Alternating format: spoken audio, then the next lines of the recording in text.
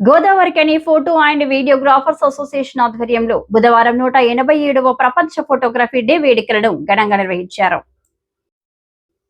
స్థానిక ఫోటో భవన్ లో జరిగిన ఈ వేడుకల సందర్భంగా ముందు కెమెరా సృష్టికర్త లూయిస్ డాగురే చిత్రపటానికి పూలమాలలు వేసి తెలంగాణ రాష్ట్ర photo and videographers welfare association జెండాను ఆవిష్కరించారు.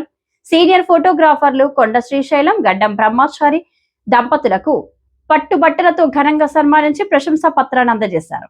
అనంతరం ప్రపంచ ఫోటోగ్రఫీ డే కేక్ ను కట్ చేసి మిఠాయిలు పంపిణీ చేశారు.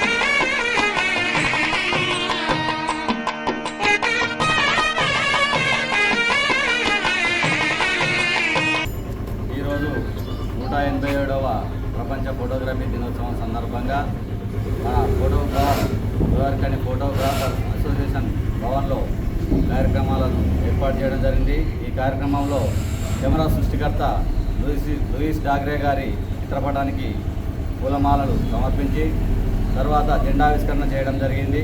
ఈ కార్యక్రమంలో ప్రతి సంవత్సరం లాగే ఈ సంవత్సరం కూడా ముగ్గురి ఫోటోగ్రాఫర్లకు సన్మాన కార్యక్రమాలు కూడా ఏర్పాటు చేయడం జరిగింది. ఈ సందర్భంగా ప్రతి ఒక్క ఫోటోగ్రాఫరు ఐక్యతతో ఉండి మంచి కార్యక్రమాలు చేస్తూ మంచి ప్రోగ్రాంలు ఇస్తూ అందరూ అభివృద్ధి చెందాలని కోరుకోవడం జరిగింది.